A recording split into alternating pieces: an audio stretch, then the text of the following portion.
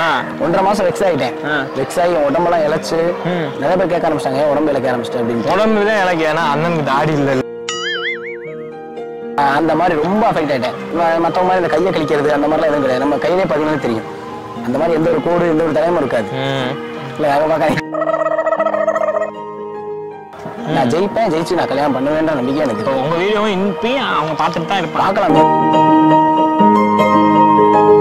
ஒரு அவளி கிளம்பியதுன்ற மாதிரி தான் கிளம்பிட்டேன். எங்க கிளம்பிட்டீங்க? ஒரு பொண்ணுக்காண்டி நீங்க இவ்வளவு ஓடுறீங்க, உங்க பின்னாடி நிறைய பொண்ணுங்க அப்படின்லாம் ஓடி இருக்கா? கண்டிப்பா. யாரும் ஹெல்ப் கேட்கறாங்க? அது நிறைய பேர் கேட்கறாங்க. ஒருத்தர் பெங்களூர்ல இருந்து வந்து நம்பி இந்த இடத்துல மாதிரி தொலைஞ்சிருச்சு, கையில காசு இல்ல, போனும் இல்ல. அவர் பாருங்க, வேற ஒருத்தர் போன்ல என்னோட வீடியோவை பார்த்து அதுல இருந்து நம்பரை எடுத்து அந்த நம்பர்ல இருந்து நான் கூப்பிட்டுருக்காரு. நான் 300 ரூபாய் அனுப்பிச்சு விட்டேன். அவருக்கு போய் எனக்கு 2 நாள் கழிச்சு கூப்பிட்டாரு, தம்பி உனக்கு 2000 ரூபாய் நான் போட்டு விடுறேன் அப்படின்னு. டெய்லி சம்பளம் எவ்வளவு? 250. இப்போ யூடியூப் ஆரம்பிக்காம இப்படி ஒரு சேனல்ல இல்ல அப்படின்னா நாகராஜ் எப்படி இருந்திருப்பாரு? நாகராஜ் என்ன ஜாலியா சுத்திக்கிட்டு வெட்டித்தனமா கிடைக்கிற வேலைக்கு போய்கிட்டு. எனக்கு தெரிஞ்சு என் கமெண்ட்ஸே வந்துருச்சு, என்னப்பா ஒரே டவுசரை போட்டுக்கிட்டு இருக்க, ஒரே டிஷர்ட்டை போட்டுக்கிட்டு இருக்க. நிறைய பேர் இது கேட்டிருக்க மாட்டாங்க. எனக்கும் ஒரு இதாக தான் இருக்கு. அம்மா அப்பாக்கு என்ன ஆச்சு? வந்து பாத்தீங்கன்னா டிபில இறந்துட்டாரு. அம்மா வந்து பாத்தீங்கன்னா இறந்ததே எங்களுக்கு தெரியும். நாங்க சும்மா சொல்றாங்க, கடைசியில பார்த்தா தெரியுது அம்மா இறந்துட்டாங்க. அடக்கமே பண்ணி முடிச்சுட்டாங்க. அதான் இறந்தது எப்படின்னு தெரியல. இந்த உலகத்துல பெத்த தாய் தகப்பன் பாக்குற மாதிரி வேற எவனுமே பார்க்க மாட்டேன். ஏத்துக்கவே முடியல. ஏன்னா இப்ப வந்து அவங்க இருந்து அதை பார்த்துருந்தாங்கன்னா ரொம்ப சந்தோஷமா இருக்கும். 4 பேர் வந்து பேசுறாங்க, எல்லாரும் போட்டோ எடுக்கிறாங்க அப்படின்னும் போது எங்க அப்பா அம்மா யாருமே இல்லையே அப்படின்னும் போதுதான் ரொம்ப வருத்தமா இருக்கு. இவ்வளவு ஃபீலிங்ஸ். ஏன்னா சின்ன வயசுல இருந்து ஏதாச்சும் ஒரு சந்தோஷம் அப்படின்றது கூட இல்லை. வாழ்க்கை ஃபுல்லாவே கஷ்டம் தான். வந்து அடுத்தடுத்தது இப்போ 2010 எங்க சித்தப்பா இருக்கிறாரு, 2012 எங்க அப்பா இருக்கிறாரு, 2015 எங்க அம்மா இருக்கு. என்னோட ஏரியா கண்டியாருங்க. இந்த ஏரியாவை வெளியே போனாலே வந்து எப்படி சொல்றது, ஒரு மட்டமான ஏரியா மாதிரி தான் பேசுனாங்க. ஸோ இது எல்லாத்தையும் மாற்றணும்னு முடிவு பண்ணேன். இன்னைக்கு எங்க போனாலும் சொல்லாதா பையன் பண்ண இந்த யூடியூபர் பையன் வந்து போலீஸ்ல மாட்டிக்கிட்டேன். எழுதுகிட்டே போறேன், நமக்குன்னு ஒரு கூட்டம் ஒரு நாள் உருவாகும்டா அப்படின்னு. சரி, இப்போ வந்து நீங்க யூடியூப் ஸ்டார்ட் பண்றது எப்படி உங்களுக்கு தோணுச்சு? யூடியூப் ஸ்டார்ட் பண்றதா? நான் வந்து யூடியூப் சேனல் முன்னாடியே வச்சிருந்தேன், கழுவி ஊத்துவோம் அப்படின்ட்டு ஒரு சேனல். அப்படி என்ன சேனல் வச்சிருந்தீங்க? இல்ல கழுவி ஊத்துவோம் மட்டும்தான். ஸ்டார்டிங் இது வச்சீங்களா? திண்டுக்கல் 420 தான். அது இது கனெக்ட் கிடையாது. அது வந்து சும்மா ஒரு 4-5 வருஷத்துக்கு முன்னாடி நாங்க சும்மா பசங்களா விளையாட்டுக்கு வச்சது. சும்மா நாங்களாம் ஃபன் பண்ணி வீடியோ போட்டுக்கிட்டு இருந்தோம். அப்புறம் பசங்களாம் இவனும் வரல, நமக்கு வெக்ஸ் ஆயிடுச்சு, வேணாம் சொல்லி விட்டுட்டோம். விடவுமே சரி வேற ஏதாச்சும் பண்ணலாம் அப்படின்னு சொல்லிட்டு வேலைக்கெல்லாம் நான் போயிட்டேன். வேலைக்கு போயிட்டேன். கடை சொந்தமாக ஒரு கடை வச்சிருந்தேன். கடை வச்சு கடை லாஸ் ஆயிடுச்சு. அதில் கொஞ்சம் நஷ்டமாகி அப்புறம் கடன் வந்துருச்சு. சரி கடன் அடைக்க வேலைக்கு தான் போய் வாங்கிட்டு வேலைக்கு போயிட்டேன். அப்படியே போயிட்டு இருக்கும்போது தான் என்னுடைய தகுதியை உயர்த்திக்கணும் அப்படின்ட்டு நான் சொல்லியிருப்பேன்.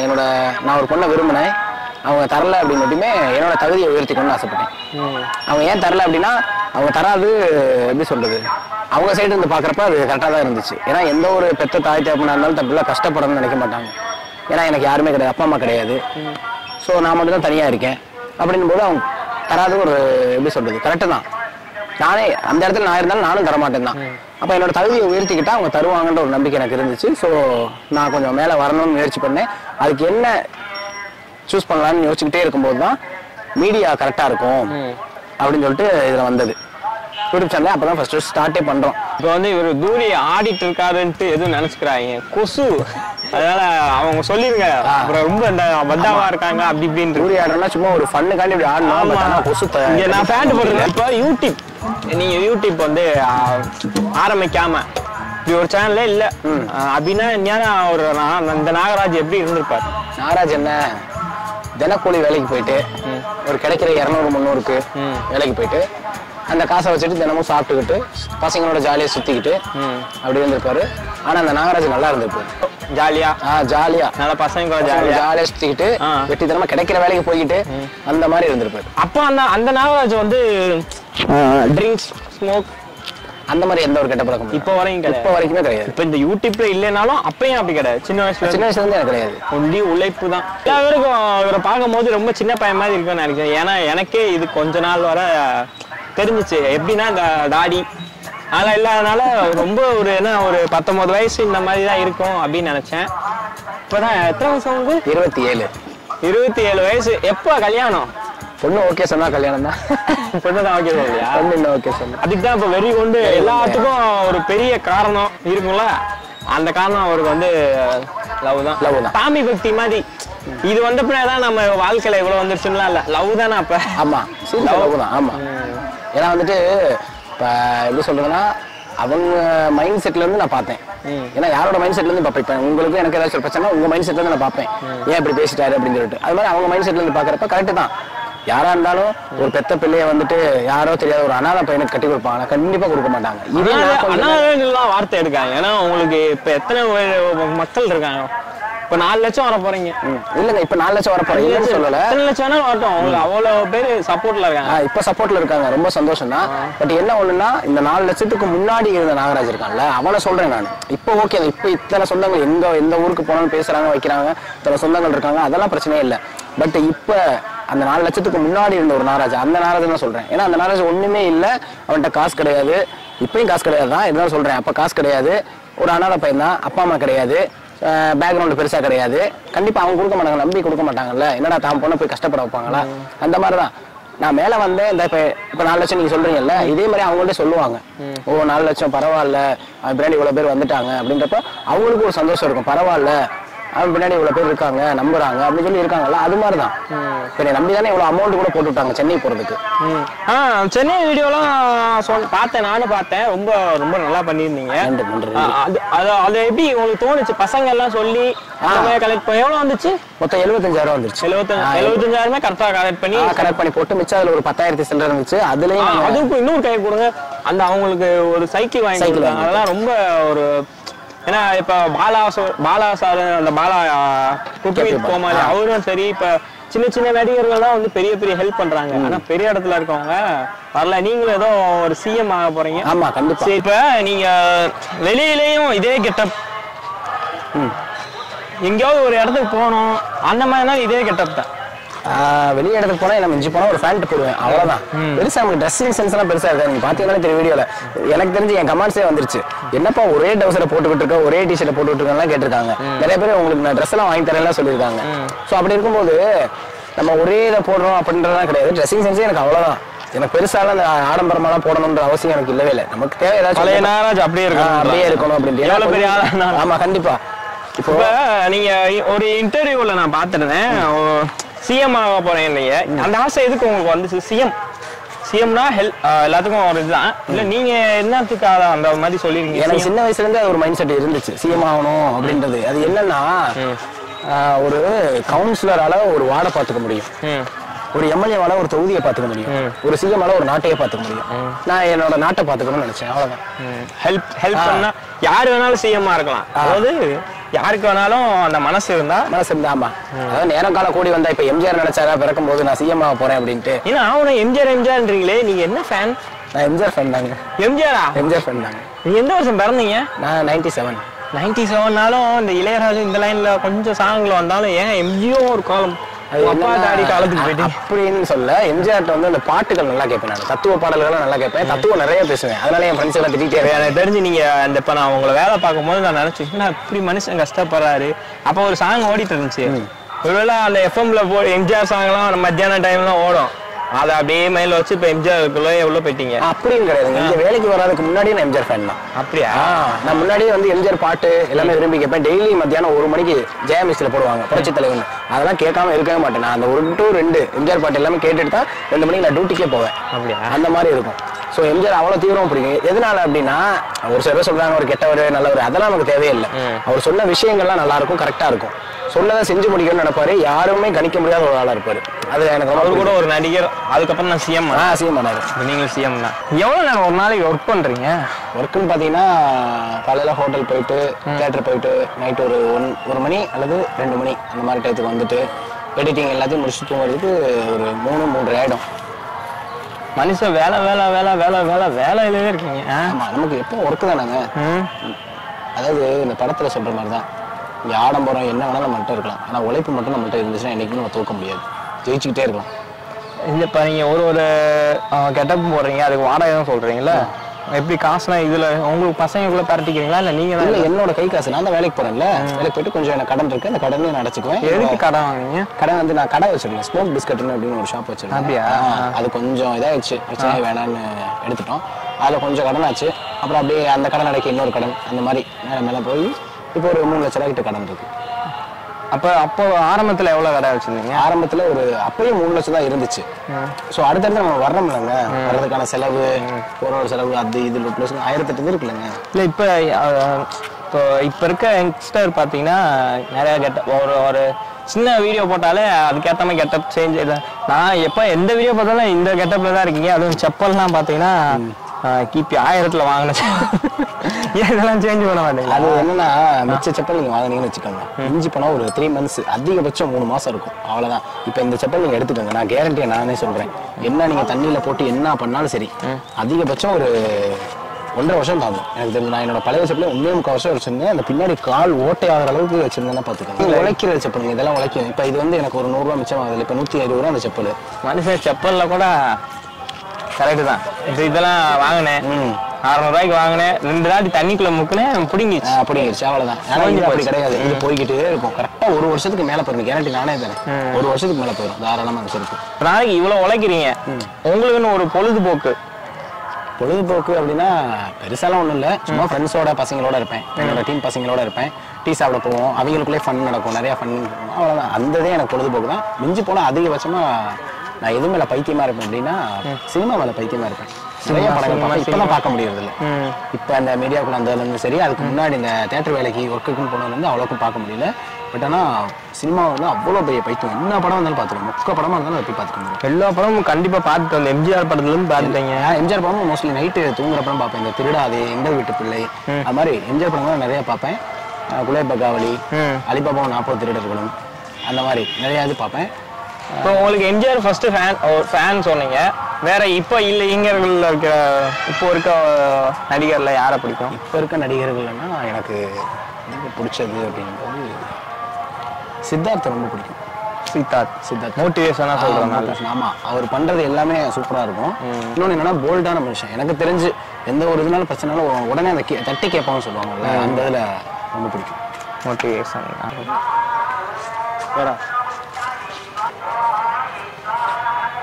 நிறைய பேர் இது கேட்டிருக்க மாட்டாங்க. எனக்கும் ஒரு இதாக தான் இருக்கு.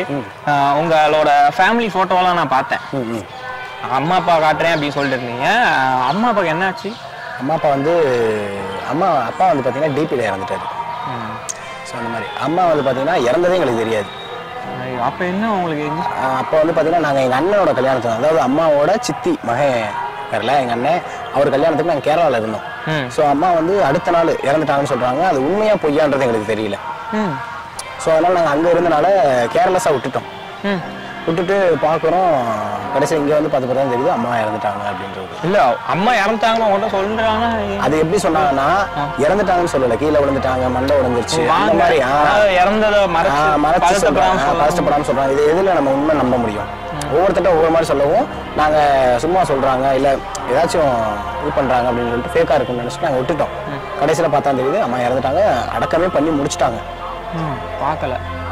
என்ன இது? அப்போ உங்களுக்கு எத்தனை வயசு? அப்போ 2015. 2015. அப்பா இறந்தது? அப்பா இருந்தது 2012 ஜனவரி 26. அம்மா எப்படி இறந்தாங்க சொன்னீங்க? அம்மா தான் இறந்தது எப்படின்னு தெரியல.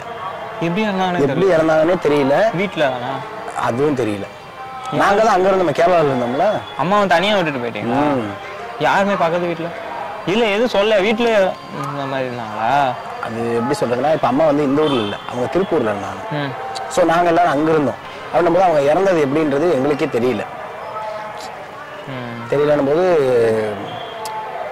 எப்படி சொல்றது, அதை இதே பண்ணிக்க முடியல எங்களால். வந்து பார்க்குறோம் இறந்துட்டாங்க அப்படின்னு எல்லாருமே உட்காந்து அழுகுறோம். அது என்ன பண்ண முடியும்? ஒன்றுமே பண்ண முடியாது. இறந்துட்டாங்க, அதை அடக்கமே பண்ணி முடிச்சு எல்லாம் முடிச்சிட்டாங்க. நாங்கள் போய் எங்கிட்ட யார்கிட்ட போய் கேட்குறது, இறந்துட்டாங்களா வச்சுட்டாங்களா அப்படின்னு. வீட்டில் போயிட்டு வந்திருப்பீங்க, இங்கேருந்து போயிட்டு வரமானலாம் சொல்லி போயிருப்பீங்க. ஆனால் வந்து அது பார்க்கவும் இல்லை. அவர் தம்பியும் இப்போதான் ரீசெண்டாக இருந்தார். தம்பி வந்து பார்த்தீங்கன்னா 2020 இருந்தார், 2021 இருந்தார். இறந்து 2 வருஷம் தான் ஆகுது. இப்போ அடுத்து மார்ச் 18 வந்தால் அவருக்கு 3வது வருஷம். என்னதான் நாகராஜ் இப்போ பெரிய இடத்துல இருந்தாலும் அம்மா அப்பா அவங்க இருந்து ஒரு பெரிய இடத்துக்கு போகும்போது அம்மா அப்பாவுக்கு அந்த எல்லா பேருக்குமே ஒருத்தவங்க பொறாம இருக்கும். இப்போ உங்க சொந்தக்காரங்களும் நிறைய பேர் பொறாம இருக்கும். ஆனால் அம்மா அப்பா மட்டும்தான் பொறாமப்படாத ஒரு ஜீவன். அதுதான் நான் வந்து என்ன சொல்லிக்கணும் அப்படின்னா, இந்த உலகத்தில் பெத்த தாய் தகப்பன் பார்க்குற மாதிரி வேற எவனுமே பார்க்க மாட்டான். யாராக இருந்தாலும் கூட பிறந்த பிறப்பாக இருந்தாலும் சரி, எல்லாமே ஒரு லிமிட்டு தாண்டிச்சுன்னா அது பெஸ்ட். ஆனால் அப்பா அம்மான்றது அப்படி கிடையாது. என்னதான் அடிச்சாலும் பிடிச்சாலும் நம்ம விரட்டினாலும் எங்கிட்ட போடான்னு சொன்னாலும் என்ன பண்ணாலும் சரி, அவன் சாப்பிட்டானான்னு நினைக்கிற ஒரே ஜீவன் அம்மா அப்பா மட்டும்தான். நாகராஜ் இவ்வளவு தூரம் வந்து வளர்ந்தாலும் அம்மா அப்பா வந்து தம்பி எல்லாரும் கூட தான் இருப்பாங்க. இது இருப்பாங்க, பட் அவங்களாம் இல்லையேன்ற அந்த ஒரு ஃபீலிங் தானே தவிர மற்றபடி எப்படி சொல்றது, அதை ஏற்றுக்கவே முடியல. ஏன்னா இப்போ வந்து அவங்களாம் இருந்து அதை பார்த்துருந்தாங்கன்னா ரொம்ப சந்தோஷமா இருந்திருக்கும். இன்னைக்கு 4 பேர் வந்து பேசுறாங்க, எல்லாரும் ஃபோட்டோ எடுக்கிறாங்க அப்படிங்கும்போது ரொம்ப சந்தோஷமா இருக்கு, நானே நினைப்பேன். ஆனால் எங்கள் அப்பா அம்மா யாருமே இல்லையே அப்படிங்கும் போது தான் ரொம்ப வருத்தமாக இருக்கு. ஸோ ஒன்று ஃபீல் பண்ணாங்க உங்களுக்கு 30 இன்னும் எத்தனை லட்சம் கணக்கில் அவங்க மக்கள் அம்மா அப்பா எல்லாம் பார்த்துட்டு தான் இருக்காங்க. அவங்கள ஒன்று ஃபீல் பண்ணாங்க. நாங்களே இருக்கோம்.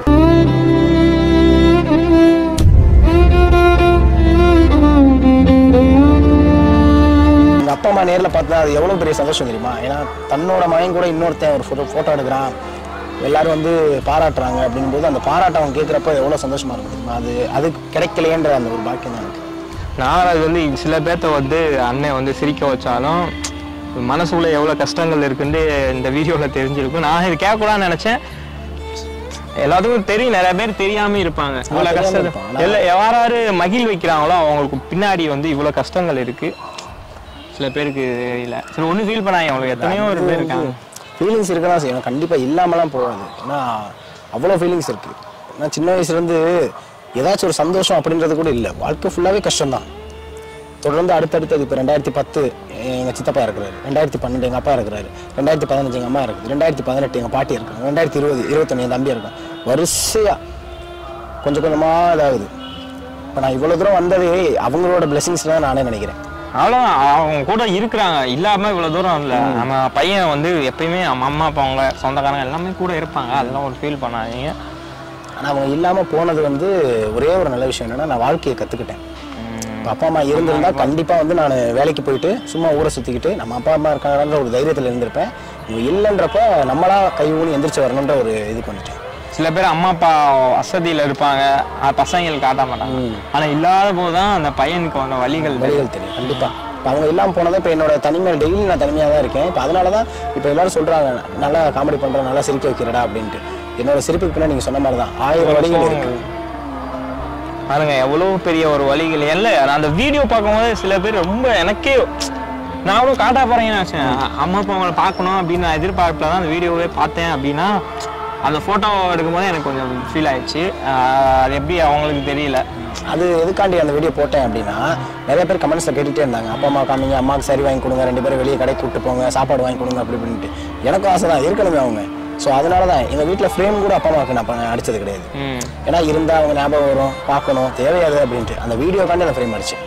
அதில் புதுசாக கூட இருக்கும், நீங்கள் பார்த்தீங்கன்னா தெரியும், கவர் கூட பிரிக்காம வச்சிருக்கேன். அப்படி புதுசாக இருக்கும். சரி ஒன்றும் ஃபீல் பண்ணாங்க. அக்கா அவங்களுக்குலாம் மேரேஜ் ஆயிடுச்சா? அக்கா அவங்களுக்கு மேரேஜ் ஆயிடுச்சு. ஸோ 2 பேரும் மேரேஜ் ஆயிடுச்சு. 2 அக்கா இருக்காங்க? 2 அக்கா இருக்காங்க. 2 அக்காவும் இங்கே மேரேஜ் இங்கே லோக்கலே தான் இருக்காங்க. 2 அக்காவுக்கு மேரேஜ் ஆயிடுச்சு. 2 அக்காவுக்குமே 2 பிள்ளைங்க. பாப்பா அப்பா பையன் இருக்காங்களா? 2 பையன். மூத்த அக்காவுக்கு 2 பையன், சின்ன அக்காவுக்கு ஒரு பையன் ஒரு பொண்ணு. அவங்க தான் அம்மா அப்பாவா எடுத்துக்காங்க. அப்புறம் அவர் வந்து லவ் பண்ணுறது சக்ஸஸ் ஆயிடுச்சுன்னா உங்கள் டேடி மம்மி டேடியே வந்து வருவாங்க அவங்களோட. பாருங்க, ஏய் பாரு இவங்க தாத்தா மாதிரி இருக்காரு, அவங்க அம்மா அம்மா இருக்காங்கன்னு நிறைய சொல்லுவாங்க. அதான் இருக்கு. இல்லை அதெல்லாம் கன்ஃபார்ம் நடக்கும் இல்லை நடந்துரும். அது பாரு ஏன்னா உண்மையிலே எனக்கு ஒரு மாதிரி கண்கள் வச்சு. ஏன்னா சில பல வழிகள் எனக்கு இருக்கு, எல்லாத்துக்கும் ஒரு வழிகள் இருக்கும். இப்போ சென்னையில் போய் பெரிய ஹெல்ப் பண்ணீங்க, யாரும் எதிர்பார்க்காதது வேலையெல்லாம் பண்ணி அங்கே காசுலாம் கலெக்ட் பண்ணி அங்கே போய் பண்ணீங்க. உங்க கான்டாக்ட் நம்பர் ரியல் நம்பர் அதில் கொடுத்துருந்தீங்க. எவ்வளோ ஃபோன் வந்துச்சு, எவ்வளோ பேர் காசு சென்ட் பண்ணாங்க? அது அமௌண்ட் பார்த்தீங்கன்னா நான் வந்துட்டு டீட்டெயில்ஸ் அதில் என்னோட வீடியோஸில் போட்டேன், எவ்வளோ வந்துச்சு என்ன ஏதுன்னு. நான் போட வேணாம்னு சொல்லியுமே அதுக்கப்புறம் போட்டாங்க. அது ரொம்ப சந்தோஷமா இருந்துச்சு. ஆனால் போட்டு என்ன ஒன்றுனா ஒருத்தர் கூட மிச்ச அமௌண்ட் என்ன பண்ண போற, அந்த 10,000 என்ன ஆச்சு யாருமே கேட்கவே இல்லை. எனக்கு ரொம்ப சந்தோஷமா இருந்துச்சு. ஏன்னா நிறைய பேர் கேட்பாங்க என்ன பண்ணா அந்த 10,000 என்ன பண்ணு, யாருமே கேட்கவே இல்லை. எனக்கு அவ்வளோ சந்தோஷமா இருந்துச்சு. ஏன்னா நம்மளை நம்பி அமைச்சிருக்காங்க அப்படின்ட்டு. இன்னும் அந்த நம்பர் கொடுத்ததுக்கான ரீசன் என்ன அப்படின்னா, நிறைய பேர் இந்த வெரிஃபிகேஷன் பண்ணுவாங்க, ஃபோன் பண்ணி பண்ணிடுவோம் அஃபிஷியலாக வெரிஃபிகேஷன் பண்ணுவாங்க. ஆமா நான் பார்த்தேன் அந்த ஜிபேல. இல்லை அப்படின்னா ஒருவேளை அந்த நம்பர் நான் இல்லை அப்படின்னா கண்டிப்பா நிறைய பேர் அனுப்ப மாட்டாங்க. ஸோ அவங்க என்னைய நம்பி அனுப்பணும்னு நினைக்கிறாங்க. அதனால நான் என் நம்பரே கொடுத்தேன். இன்னும் ஃபோன் வந்துட்டு தான் இருக்கு. இன்னும் ஃபோன் வருது. யாரும் ஹெல்ப் கேட்குறாங்க. அது நிறைய பேர் கேட்குறாங்க. அதான் ஒருத்தர் பெங்களூர்ல இருந்து ஃபோன் பண்ணியிருந்தாரு. நான் தம்பி இந்த மாதிரி நிற்கிறேன், கரூருக்கு போகணும், ஒரு 320 ரூபா வேணும் அப்படின்னாரு. நான் இல்லைங்க அப்படின்னு சொல்லிட்டு ஃபர்ஸ்ட் ஃபேக்குன்னு சொல்லி வச்சிட்டேன். ரிட்டர்ன் கூப்பிட்டு சொன்னாரு, அந்த தம்பி இந்த இடத்துல மாதிரி தொலைஞ்சிருச்சு, கையில காசு இல்லை, ஃபோனும் இல்லை, நானே வந்து ஓசி ஃபோன் தான், உன்னோட நம்பர் அந்த இதில் இருந்தனால எடுத்து நான் பார்த்து பண்ணுறேன் தம்பி அப்படின்னு சொல்லிட்டு. அதுவும் அவர் பாருங்க வேற ஒருத்தர் ஃபோனில் என்னோட வீடியோவை பார்த்து அதுலேருந்து நம்பரை எடுத்து அந்த நம்பர்லேருந்து நான் கூப்பிட்டுருக்காரு. கூப்பிடவும் நான் 320 ரூபா அனுப்பிச்சு விட்டோடனே அந்த காசை கொண்டு போய் அங்கே போயிட்டு கரூர் போய் எனக்கு 2 நாள் கழிச்சு கூப்பிட்டாரு. கூப்பிட்டு தம்பி உனக்கு 2000 ரூபா நான் போட்டு விடுறேன் அப்படின்னாரு. இல்லை வேணாம் இருக்கட்டும், அங்கே யாருக்காச்சும் முடியாதவங்களும் சாப்பாடு வாங்கி கொடுங்கன்னு சொன்னட்டையும் தம்பி உங்க ஃபோட்டோ யூஸ் பண்ணிக்குவான்னு சொல்லி கேட்டார். தாராளமாக யூஸ் பண்ணிக்கோங்க அப்படின்ட்டு. ஒரு சில பேர் நல்லவங்களும் இருக்காங்க, ஒரு சில பேர் இந்த ஃபேக்காக ஹாஸ்பிட்டல் செலவு அது இது அப்படின்னு. அதாவது உண்மையா போச்சுன்னா பரவாயில்ல, உண்மை இல்லைனாலும் கஷ்டப்பட்டு வந்து அவ்வளோக்கு பெரிய வேல்யூ இல்லை. நாகராஜ் அப்படின்னாலே ஒரு பெரிய யூடியூபர், இவர்கிட்ட ஒரு லட்சக்கணக்கான ஒரு சம்பளம் இருக்கும் அப்படிலாம் கிடையாது. பார்த்தீங்கன்னா வெங்காய அள்ளிக்கு இருக்காரு. எவ்வளோ அவங்களுக்கு டெய்லி சம்பளம் எவ்வளோ? டெய்லி சம்பளம்ன்ற அந்த கணக்குலையா? இந்த கணக்குலன்றப்ப ஹோட்டல் என்ன ஒரு 10,000 ரூபா ஒரு மொத்தத்துக்கு மாசம் தேட்டரில் ஒரு 9,000 ரூபா. டெய்லி ஒன் டே லைஃப் 300 ரூபா நினைக்கிறேன். 250 ரூபா தான் அவரு வந்து ஒரு நாள் சேலரி 250 ரூபா. அதுக்கும் சில பேர் ஃபோன் பண்ணி அனுப்பிச்சு விட்ரு. ஆமா உங்க வீட்டில் ஃபேமிலி, அதாவது சித்தப்பா சித்தி இருப்பாங்களே, அவங்கள்ட்ட இப்போ நீங்க அவங்க கூட தான் இருக்கீங்களா? இல்லை நான் தனியா இருக்கேன். நான் தனியா எங்க பாட்டி வீடு இருக்கு, சொந்த பாட்டி வீடு இருக்கு, அந்த பாட்டி வீட்டில் தான் இருக்கேன். பாட்டி வீட்டில் நீங்களும் பாட்டி இருக்கீங்க? இல்லை நான் மட்டும் தான் இருக்கேன். பாட்டி இல்லை, பாட்டி இறந்துட்டாங்க. தனிமையில தான். உங்க தம்பி இறந்துட்டாரு. இவரு சித்தப்பா கேமராமேன்லாம் சொன்னீங்களே, அவங்களாம் அவங்க வீட்டில் இருப்பாங்க, வேற ஏரியா. ஓ,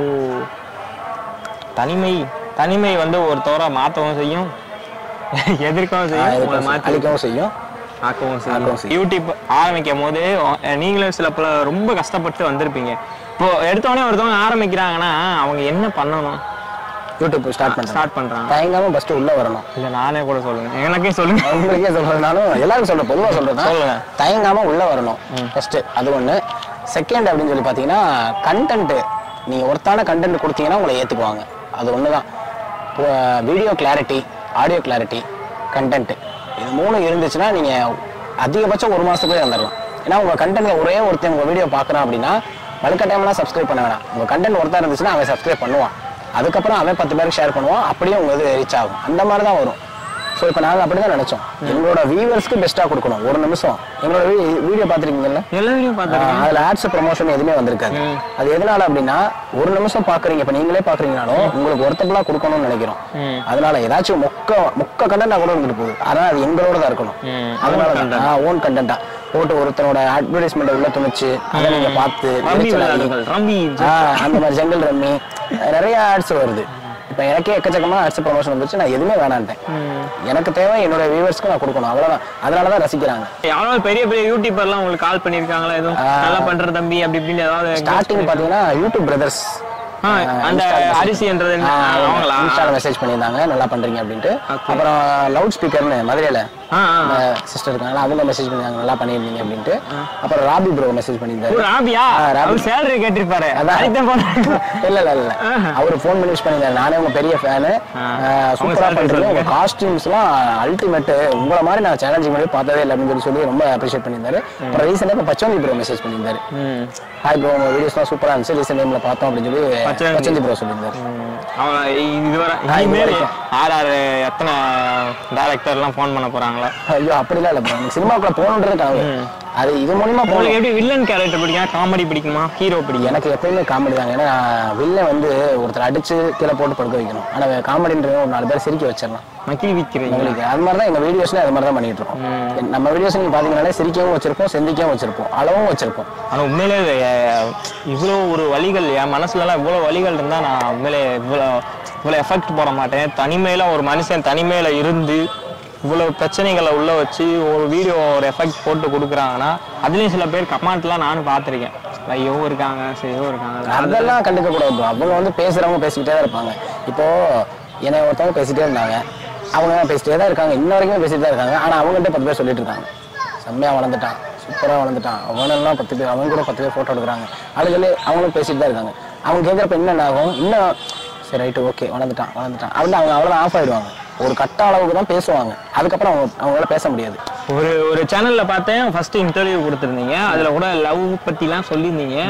எப்படி லவ் என்னாச்சு? ஒன்றும் இல்லை, நான் வந்து ஒரு பொண்ணை விரும்பினோட்டே அவங்க வந்துட்டு நல்லா பேசிட்டு இருந்தாங்க. ஸோ தரல, அதாவது எப்படி சொல்லுதுன்னா நானும் புரிஞ்சுக்கிட்டேன், அவங்களும் புரிஞ்சுக்கிட்டாங்க. ஸோ அந்த தெரியும்ல அண்டர்ஸ்டாண்டிங், அதனால வந்துட்டு தரல. ஸோ தரலன்னும் போது எனக்கு குடிக்கிற பழக்கமும் கிடையாது, ஸ்மோக்கிங் கிடையாது, எந்த ஒரு கெட்ட பழக்கமும் கிடையாது. நான் பேசாட்டி என் வேலைக்கு போயிட்டு நான் வந்துட்டு இருக்கேன். என்ன ஒன்று என் பேக்ரவுண்ட் சரியில்லை, அவ்வளோதான். யோசிச்சேன், அவங்க நிலைமையில இருந்து யோசிக்கும் போது அவங்க பண்ணது கரெக்டு தான். யாராக இருந்தாலும் தரமாட்டாங்க. ஸோ என்ன பண்ணுனா தருவாங்க அப்படின்னும் போது எனக்கு யோசனை, நம்ம மேலே வந்தால் தருவாங்க, அந்த ஒரு மைண்ட் எனக்கு இருந்துச்சு. அப்போ வந்துட்டு ஒரு சூறாவளி கிளம்பியதுன்ற மாதிரி தான் கிளம்பிட்டேன். எங்க கிளம்பிட்டீங்க? இந்த மாதிரி வீடியோ எடுக்கலாம் அப்படின்னு 1.5 மாசம் வெக்ஸ் ஆகிட்டேன். வெக்ஸ் ஆகி உடம்பெல்லாம் இழைச்சு நிறைய பேர் கேட்க ஆரம்பிச்சிட்டாங்க, உடம்பு இழைக்க ஆரம்பிச்சிட்டேன் அப்படின்னு. உடம்பு தான் இழைக்க, ஏன்னா அண்ணனுக்கு தாடி இல்லை, தாடியா அதான் உடம்பு இழைச்சிருச்சு, இழைச்சு ரொம்ப இதாகிட்டேன், அஃபெக்ட் ஆகிட்டேன். எப்படி சொல்றது, ஒரு அடிக்ஷன்ல இருக்கப்ப அது வேணா விட்டுட்டு வந்தா எப்படி இருக்கும், அதெல்லாம் சிங்கிளுக்கும் தெரியும் கண்டிப்பா. அந்த மாதிரி ரொம்ப அஃபெக்ட் ஆகிட்டேன். மற்றவங்க மாதிரி இந்த கையை கழிக்கிறது அந்த மாதிரிலாம் எதுவும் கிடையாது, நம்ம கையிலே பார்த்தீங்கன்னா தெரியும். அந்த மாதிரி எந்த ஒரு கோடு எந்த ஒரு தலைமும் இருக்காது. இல்லை அதை பார்க்க அதான் அப்படி இருந்துச்சு. இருக்கும்போது எனக்கு என்னன்னா, சரி ஓகே நம்ம ஏதாச்சும் பண்ணனா அவங்க கண்டிப்பா கொடுப்பாங்கன்ற ஒரு நம்பிக்கை இருந்துச்சு. எனக்கு இன்னமும் நம்பிக்கை இருக்கு, நான் ஜெயிப்பேன், ஜெயிச்சு நான் கல்யாணம் பண்ணுவேன்ற நம்பிக்கை எனக்கு இருக்கு. உங்க வீடியோ இப்பயும் அவங்க பார்த்துட்டு தான் இருப்பாங்க. பார்க்கலாம், மேபி தமிழ்நாடே பார்க்குறாங்க, தாராளமா பார்க்கலாம், ஒரு பிரச்சனையும். தங்கமான ஒரு அண்ணனை சொல்லக்கூடாது. அது என்னன்னா அது அவங்களுக்கா புரியணும், நம்ம சொல்லக்கூடாது. எப்படி இருந்தாலுமே இப்போ வந்துட்டு நான் ஒன்றும் தப்பு பண்ணலையே, நீ கேளுங்க. இல்ல நான் ஒன்றும் தப்பு பண்ணலைங்க. மிஞ்சி போன காதல்ன்றது எல்லாருக்கும் பொதுவானது, எனக்கும் அந்த காதல் வந்துச்சு, அவ்வளவுதான். ஸோ வந்து என்னன்னா நான் என்னோட சேலஞ்சை நான் நிரூபிச்சு எல்லாம் பண்றது, நான் சேலஞ்சிங் டாஸ்க், இது எனக்கு சேலஞ்சிங் டாஸ்க் தான். என் லைஃப்ல நான் ஜெயிச்சுட்டு போய் கல்யாணம் பண்றேன், அவ்வளவுதான். குடிச்சுட்டு அந்த வீடியோ போட்டுருங்க, கண்டிப்பா நடக்கும். அப்படி கூட கூப்பிட்டுறோம். நான் முதல்ல வந்து இந்த யூடியூப் சேனல் ஸ்டார்ட் பண்ணது 4 விஷயத்துக்காண்டி ஸ்டார்ட் பண்ணேன். ஒன்று வந்து திண்டுக்கல் காண்டி, என்னுடைய சொந்த ஊருக்காண்டி, யாருமே இல்லாத ஒரு யூடியூபர். அப்பதான் சேனல்ல திண்டுக்கல் 420 ஸ்டார்ட் பண்ணேன். ஊர் நேம் வச்சு தான் ஸ்டார்ட் பண்ணேன். அதுக்கப்புறம் அந்த 420 ஒரு மாதிரி தான் பண்ணிடுவோம் ஆஃபீஷியல் மாத்தினது. அது பாத்தீங்கன்னா என்னுடைய ஊருக்காண்டி இறங்கினேன். ஏன்னா நம்ம ஊரை மட்டும் யூடியூபர்ஸ் பெருசா இல்ல, வெளியே போனாலும் அவ்வளோக்கும் தெரியல. ஸோ என்னோட ஊருக்காண்டி இறங்கினேன். செகண்ட் பாத்தீங்கன்னா என்னோட ஏரியாக்காண்டி இறங்கினேன். என்னோட ஏரியாவை வெளியே போனாலே வந்து எப்படி சொல்றது, ஒரு கொஞ்சம் தான் பேசினாங்க, ஒரு மட்டமான ஏரியா மாதிரி தான் பேசினாங்க. ஸோ இது எல்லாத்தையும் மாற்றணும்னு முடிவு பண்ணேன். இன்னைக்கு எங்க போனாலும் சொல்லாதா பையன் பண்ண யூடியூபர் பையன் அப்படின்ட்டு நத்தத்தில் ஒருத்தர் கேட்டாரு. நாங்கள் ஷூட்டிங் போயிருந்தப்ப நான் போல பசங்களாம் போயிருந்தேன். அப்போ எந்த ஏரியா அப்படின்னு சொல்ல வேலை பண்ணேன், அந்த பையன் இருப்பானே அந்த ஏரியாவா அப்படின்னு அப்படி கேட்டேன். ஸோ அதை மாற்றணும்னு முடிவு பண்ணேன். 3வது என்னுடைய தகுதியை உயர்த்திக்கணும்னு நினைச்சேன், அதுவும் நடந்துருச்சு. 3 விஷயத்த பண்ணி முடிச்சிட்டேன். 4வது என்னுடைய காதல் மட்டும்தான், அதுவும் கன்ஃபார்ம் ஆயிரம். கண்டிப்பா இவ்வளோ எஃபெக்ட் போட்டிருக்கீங்க, கண்டிப்பா அது வந்து சக்ஸஸ் ஆகும். இவ்வளோ கஷ்டப்பட்டு லைஃப்லையும் ஜெயிச்சிட்டீங்க, எல்லாத்தையும் ஜெயிச்சிட்டீங்க, லவ்லையும் ஜெயிச்சிருவீங்க. ஜெயிச்சிட்டீங்கன்னா எங்களுக்கு தான் ஃபர்ஸ்ட் இன்டர்வியூ கொடுக்கணும். கண்டிப்பா கொடுத்துடலாம். ஆனா அவங்க ஓகே சொல்லணும். அவங்க ஓகே சொன்னா உங்களுக்கே ஓகே சொல்லிட்டாங்களா? அப்ப எனக்கு ஓகே சொல்ல முடியல. இல்லைங்க, எனக்கு ஓகே சொல்றது வேறங்க, இன்டர்வியூ ஓகே சொல்லணும்ல. சொல்லிடுவாங்க, அதான் சொல்லிட்டாங்கன்னா தாராளமா கொடுக்கறது முன்னாடி தான். அப்படி சக்ஸஸ் ஆயிடுச்சுனாலும் நானே செப்பரேட்டா ஒரு வீடியோ போடுவேன், என்னோட சேனல்ல நானே ஒரு வீடியோ போடுவேன், த பெஸ்டே அப்படின்னு சொல்லிட்டு. ஒரு பொண்ணுக்காண்டி நீங்க இவ்வளவு ஓடுறீங்க, உங்க பின்னாடி நிறைய பொண்ணுங்க அப்படின்லாம் ஓடி இருக்கா? கண்டிப்பா. ப்ரொபோசல் தானே சொல்றீங்க, அதெல்லாம் எக்கச்சக்கமா நடந்திருக்கு. நானே நினைப்பேன் வீடியோக்குள்ள இருந்தா இவ்வளவு ப்ரொபோசல்லாம் இருக்கா அப்படின்ட்டு. நிறைய ஊர்கள் வந்து பேசுவாங்க. இந்த மாதிரி ஒரு பொண்ணு கூட விரும்புறேன், கல்யாணம் பண்ணிக்கிறேன்லாம் சொல்லிச்சு. நான் வந்துட்டு ஐயோ நமக்கு அதெல்லாம், என்னோட ஒரே மைண்ட் என்னன்னா நான் என் லைஃப்ல ஜெயிக்கணும், நான் எதிர்பார்த்ததை நான் அடையணும், அவ்வளவுதான். நான் ஒரு பொண்ணுக்காண்டி தான் வந்தேன். ஸோ வந்து மிச்ச பொண்ணுன்றது எனக்கு ஒரு ட்ரீம் தான். ட்ரீம் அப்படின்னா ஒரு கனவு உலகம் தான். இவங்களாம் இந்த ஒரு 3-4 மாசத்துக்கு முன்னாடி ஆள் இல்லை, எனக்கு தேவை இவங்க கிடையாது இல்ல. அதனால வந்துட்டு நான் என்னோட இதான் போயிட்டு இருக்கேன். மிச்சபடி நிறைய பொண்ணுங்க ஃப்ரெண்ட்ஸாவும் பேசுறாங்க. இன்னைக்கு காலில் கூட ஒரு பொண்ணு ஹோட்டலில் பார்த்து பேசி அவங்க நம்பர்லாம் வாங்கிட்டு போயிட்டு அவங்க மிகப்பெரிய ஃபேன் அப்படிலாம் சொன்னாங்க. சரி ஓகே அப்படின்னு சொல்லிட்டு, ஏன்னா இதெல்லாம் ட்ரீம், நம்ம கனவு உலகம். இப்போ இதை விட்டு நான் வெளியே போயிட்டேன் அப்படின்னா இவங்க எல்லாருமே போயிடுவாங்க கண்டிப்பா. ஆமா கண்டிப்பா. ஆனா என்னோட லவ் போகாது, அந்த ஒரு இதுதான். ஏன் இப்போ காலேஜ் டிஸ்கண்டினியூ பண்ணே சொன்னீங்க? இன்ஜினியரிங் தானே நம்ம படிச்சீங்க. இன்ஜினியரிங் தான். சப்போஸ் இன்ஜினியரிங் முடிச்சிருந்தீங்கன்னா என்ன ஆயிருந்திருப்பீங்க? பிச்சை எடுத்திருப்பேன். இல்ல சீரியஸா தான், உண்மையிலேயே பிச்சை எடுத்திருப்பேன். இப்போ இன்ஜினியரிங்ல எங்க வேலை இருக்குது? அது உண்மை. ஏன்னா நான் தப்பா நான் சொல்ல, உண்மையில இப்போ இன்ஜினியரிங்லாம் மோஸ்ட்லி வேலையெல்லாம் அவ்வளோக்கு இல்லை. இப்போ நான் காலேஜ் படிச்சிருந்தேன் அப்படின்னா அப்பயே வந்து நான் 22 அரியர் படிக்கவே இல்லை. எனக்கு அவ்வளோக்குலாம் படிப்புலாம் மண்டையில் ஏறாது. அப்படியா? எக்ஸ்ட்ரா கரிக்குலர் ஆக்டிவிட்டி தான். ஸோ அந்த ஒவ்வொன்றா அப்படியே படிப்படியாக வந்தது தான். இது கற்றுக்கலாம், அது கற்றுக்கலாம், நிறைய கற்றுக்கணும்னு நினைப்பேன். புது விஷயங்கள் நிறைய கற்றுக்கணும்னு நினைப்பேன். அப்படி கற்றுக்கிட்டதுல தான் மிமிக்ரி கற்றுக்கிட்டேன். மிமிக்ரி சொன்னேன். நான் ஒரு மிமிக்ரி பண்றீங்க, நான் அந்த ஃபர்ஸ்ட் இன்டர்வியூ கொடுத்துருந்தீங்களா, அந்த வீடியோல பார்த்தேன். சரி தம்பிக்காண்டி ஒரு மிமிக்ரியை பட்டு விடுறேன். இப்போ தொண்டை ஒரு மாதிரி இருக்கு, பரவாயில்ல பேசுங்க. பேசுங்க. கமல் வந்தாலும் சரி, யார் வயசு வந்தாலும் சரி. யார் வயசு வந்தணுமா? அவன் ஃபேன்ஸை கண்டுபிடிச்சான், நானே கண்டுபிடிச்சு சொல்லிடுறேன். அதை திடீர்னு என்ன வயசு பேசுறதுன்னு தெரியல. ரஜினி, கமல், விஜயஜித், கமல் சார் வயசே பேசுறோம். ஏன்னா அதுதான் உடனே வரும், தொண்டை கட்டினாலும் பரவாயில்ல அப்படின்னு சொல்லிட்டு வரும். அனைவருக்கும் என்னுடைய இந்த மாலை வணக்கம். இந்த அடி விழுதுகள்ன்ற ஒரு யூடியூப் சேனல் என்னை வந்து இன்டர்வியூ எடுக்கும்போது எனக்கு ரொம்ப பெருமையாக இருக்கிறது. இதுக்கப்புறம் நீங்க பேசிக்கிட்டே போகலாம். நான் சாம்ப மானேன், அடுத்த கேள்விக்கு வா. சரி, அடுத்த ஒரு வயசு தானா? அதுக்கப்புறம் இவர் அப்துல் கலாம் வந்து கொஞ்சம் இதாக இருக்கு. அது நம்ம அதில் அப்துல் கலாம் பேசிட்டேன். ஜெயலலிதா வேணா பேசுறேன். ஜெயலலிதா அம்மா எவ்வளவு பெரிய அப்பா இருந்தா தயவு செய்து மன்னிச்சுக்கோங்க. ரெடியா? என் ரத்தத்தின் ரத்தமாகிய அன்பு உடன் பிறப்புகள் அனைவருக்கும் வணக்கம். மக்களால் நான், மக்களுக்காகவே நான் இம்மண் உலகை விட்டு மறைந்தாலும் அடிவிழுதுகள் சேனல் உள்ள ரோஹித் அவர்களின் மனதை விட்டு மறைய மாட்டேன் என்பதை தெளிவாக சொல்லிக்கொண்டு உங்களிடமிருந்து விடை பெறுகிறேன். நன்றி, வணக்கம். அண்ணா நாமம் வாழ்க, புரட்சி தலைவர் எம்ஜிஆர் நாமம் வாழ்கவென்று சொல்லிக்கொண்டு உங்களிடமிருந்து விடை பெறுகிறேன். நன்றி, வணக்கம். நான் எந்திரிக்க போயிட்டேன். இப்படி டேலண்ட் இருக்கு இல்ல, அப்ப நான் ப்ராப்பரா பண்ணணும்னு சொல்லி பண்ணிக்கிட்டே இருப்பேன். இந்த இதுக்கெல்லாம் நல்லா போலாம்ல. இதுக்கு விஜய் டிவி ஆடிஷன் இருக்கு. போய் நீங்க என்ன போறீங்க? இப்படித்தான் இருக்கணும். இல்ல, போயிட்டு நீங்க என்ன போறீங்க? 4 பேருக்கு தெரியும். இப்பயும் 4 பேருக்கு தெரியுது இல்ல, அவ்வளவுதான். இது என்ன, இது சொந்த விஜய் இப்படி உட்காந்து பேசிட்டு இருக்க முடியாது.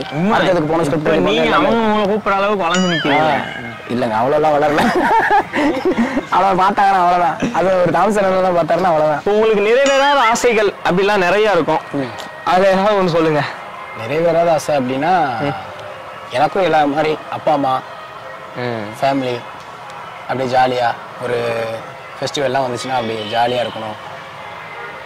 அந்த தெரியுமில்ல, ஃபேமிலி அந்த மாதிரி இருக்கணும்னு ஆசை. பட் அது எதுவுமே இல்லைன்றது ஒரு நிறைவேறாத ஆசை எனக்கு. இப்போ அதாவது உங்களுக்கு ஒரு பசங்க, அதாவது உங்க பசங்க சப்போர்ட் இல்லாம நீங்க இந்த இடத்துல இருக்க மாட்டீங்க. கண்டிப்பா அவங்க இல்லைனால நீங்க இருக்க மாட்டீங்க, நீங்க இல்லைன்னா அவங்க இல்லை. அவங்களுக்குள்ள மோட்டிவேஷன் அந்த மாதிரி பிரச்சனை எல்லாம் ஆகாதா? அந்த மாதிரிலாம் ஆகவே ஆகாது. இப்போ வந்துட்டு நான் வந்து ஒரு வீடியோ ஷூட் பண்ற போறேன் அப்படின்னாலும் லைட்டா பயம் இருக்கு எனக்கு. வேண்டா, நாளைக்கு போய் பார்த்துக்கொண்டா அப்படின்னாலும் அவங்க எனக்கு கொடுப்பாங்க. பண்ணுனே, உன்னால முடியும்னே, நாங்க இருக்கோம்னே அப்படின்னு அவங்க எனக்கு சப்போர்ட் பண்றாங்க. ஸோ நான் பண்ணணும்னு நினைக்கிறது அவங்க அண்ணன் வருவாருன்ற ஒரு நம்பிக்கை அவங்களுக்கு இருக்கு. அதனாலதான் எவ்வளவு வேகமா வந்தது. உங்களை விட அவங்க அந்த பசங்க சின்ன வயசு பசங்க எப்படியும் 5-6 வருஷம். இப்போ நீங்களே பார்த்தா எனக்கு 6 வருஷம் டிஃப்ரெண்ட். அப்படியா? 6 வருஷமா? 6 வருஷம் டிஃப்ரெண்ட். இப்போ நீ உங்க டீம்ல நான் ஷார்ட்ஸ்ல பாத்திருக்கேன், குட்டி குட்டி பசங்க எல்லாம் இருப்பாங்க. இத்தனை பேர் இல்ல, நீங்க தான் அண்ணன் தம்பிகளா சொல்லி எவ்வளவு டீம் உருவாக்கி இவ்வளவு தூரம் வந்திருக்கீங்க. அப்ப டீம் இல்லைன்னா ஒரு இது கண்டிப்பா, அந்த டீம் இல்லைன்னா நான் இல்லை, அந்த மாதிரிதான். ஏன்னா அவங்க தானே ஃபுல் அண்ட் ஃபுல் சப்போர்ட். இப்ப ஒரு கேமராமேன் அவன் கிடைச்சதுனாலதான் வீடியோன்னு எடுக்க முடிஞ்சிச்சு. ஒரு டீம் கிடைச்சதுனாலதான் நம்ம இவ்வளவு தூரம் growth ஆகி வர முடிஞ்சிச்சு. அது மாதிரிதான் இப்ப நான் வந்தது காரணம். இப்ப இங்க உட்கார்ந்து ஒரு இன்டர்வியூ நான் பேசிட்டு இருக்கேன் அப்படின்னா அதுக்கு என்னோட டீம் தான் ஃபுல் அண்ட் ஃபுல். வாழ்க்கையிலே ரொம்ப சந்தோஷமான நாள், துக்கமான நாள், அந்த எதன நாள்? சந்தோஷமான நாள் அப்படின்னு சொல்லி பார்த்தீங்கன்னா இன்ன வரைக்குமே எனக்கு சந்தோஷம் தான். எப்படி சொல்றதுன்னா, இப்போ நான் சின்ன வயசுலேருந்து கஷ்டப்பட்டு வந்து இவ்வளவு நின்று இப்போ என் பின்னாடி ஒரு 4 லட்சம் பேர் இருக்காங்க அப்படிங்கும்போது எனக்கு ரொம்ப ரொம்ப சந்தோஷமா இருக்கு. இப்போ இந்த நாளையுமே நான் சந்தோஷமான நாளாக தான் எடுத்துக்கிறேன். ஸோ இனி வரப்போற நாளுக்குமே எனக்கு சந்தோஷமா தான் இருக்கணும்னு நான் ஆண்டவன்கிட்ட வேண்டிக்கிறேன். துக்கமான நாள் அப்படின்னு சொல்லி பார்த்தீங்கன்னா என் லைஃப்லேயே மறக்க முடியாத ஒரு நாள் அப்படின்னா அந்த நாள் தான். டேட் என்னன்றது தெரியல. ஸோ நான் வந்து போலீஸ்கிட்ட மாட்டிக்கிட்டேன். போலீஸ்டே? ஆமாம், போலீஸ்கிட்ட மாட்டிக்கிட்டு செய்யாத ஒரு தப்புக்கு நான் மாட்டிக்கிட்டேன். ஸோ வந்து அப்புறம் தெரிஞ்சு அந்த தப்பு என்னன்றது தெரிஞ்சு விட்டுட்டாங்க அவங்க. விட்டவுடனே இந்த வெளியே வர்றேன், போலீஸ் ஸ்டேஷன் வெளியே வர்றேன். ஸோ வந்து வெளியே வந்து பார்க்குறேன், என்னை கூட்டு போகிற கூட ஒரு ஆள் இல்லை. என்னோட பைக் வந்து அப்படி ஓரத்தில் நிற்கிது, பெட்ரோல் இல்லை. ஸோ அங்கேருந்து பெட்ரோல் வாங்குறதுக்கு கிட்டத்தட்ட ஒரு 1.5 கிலோமீட்டர் நடந்தே போகணும். ஸோ அழுதுகிட்டே போகிறேன். யோசிச்சு பாருங்க, ஃப்ரெண்ட்ஸு ஃபேமிலியிலேருந்து யாரும் சப்போர்ட்டுக்குன்னு யாராச்சும் சொன்னாலும் யாருமே வரல அன்னைக்கு. ஸ்டேஷன் செருப்பு இல்லை, ஸ்டேஷன் போனான்ற ஒரு காரணம் யாருமே வரல. காலில் செருப்பு இல்லை, ஒரு வாட்டர் கேன் எடுத்துக்கிட்டு அழுதுகிட்டே நடந்து போகிறேன்.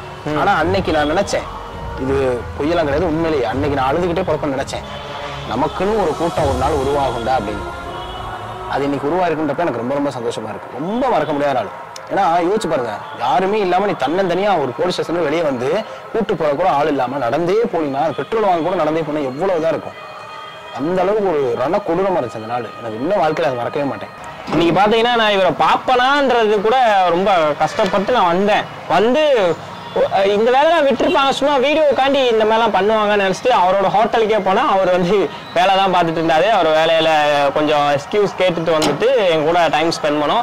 இந்த டைம் ஸ்பெண்ட் பண்ணதில் பார்த்தீங்கன்னா எனக்கே ஒரு மோட்டிவேஷன் கொடுத்த மாதிரி இருக்குது. ஏன்னா உங்களோட லைஃப், உங்கள் ஸ்டோரிலாம் கேட்கும்போது ரொம்ப மம்மி அம்மா கதை, அப்பா கதை, எல்லா கதையும் கேட்கும்போது இவ்வளோ ஒரு துக்கத்துலையும் இந்த மனுஷன் வந்து உங்களை சிரிக்க வைக்கிறாரு அப்படின்னா ரொம்ப ஒரு பெரிய இதுதான்.